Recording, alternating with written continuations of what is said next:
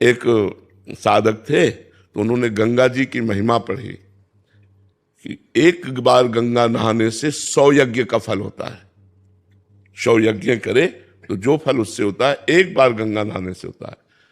तो वो वैश्यागमन करने लगे, वैश्या से संपर्क करके। तो जब उनसे लोग कहते कि भगत जी रोज गंगा नहाने जाते हो और वैश्या के पास भी जाते हो, तो कहते तुम्हें क्या पता गंगा नहाने से 100 यज्ञ का फल होता है, वैश्या 1-2 यज्ञ का फल ले लेगी। तो गंगा मैया को लगा कि हमारी महिमा को कलंकित कर रहा है, तो एक बालिका के रूप में जब वो नहाने गया तो सफेद कपड़ा लेकर गंगा के जल में डालती और फिर बालू में कर देंगे। बालिका चली जाए तो फिर वो थोड़ी देर खड़े रहे, बस वो वही क्रिया जल में डालकर स्वच्छ करना और फिर बालू में गंदा कर देना।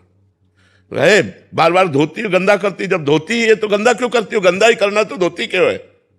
ऐसे बोले ये बात तेरी समझ में आ गई, ये बात तेरी समझ में आ गई। उस समय गंदा ही कपड़ा था, ये बात तेरी समझ में आ गई। जब तुझे पाप ही करना है तो गंगा क्यों नहाता है, जब गंगा नहाता है तो पाप क्यों करता है। देख तेरी यही दशा है, उस समय कपड़ा गंदा था, तेरी यही दशा है, जब तू मरेगा तो नर्क जाएगा, क्योंकि तू गंगा स्नान का दुरुपयोग कर रहा है। कि भाई 100 यज्ञ का फल मिलता है, 2-4 यज्ञ का फल ले लेगी, शेष तो हमें बचा रहेगा। तो हम लोग क्या करते हैं कि जब हमारा पाठ पूजा और नाम जप हो जाता है तो मन कहता है ये तो हो गया ना, अब चलो और करते हैं, मनोरंजन करते हैं, फिर वो गलत आचरण। तो दोनों का बैलेंस वो बना के चलता है, तो इसीलिए वो उन्नति नहीं हो पाती, अध्यात्म उन्नति। और कुछ दिन बाद मन उसका निराश हो जाता है, क्या कई वर्ष से लगे कोई लाभ तो हुआ नहीं, तो वो आध्यात्मिक मार्ग धीरे धीरे वो छोड़ देता है।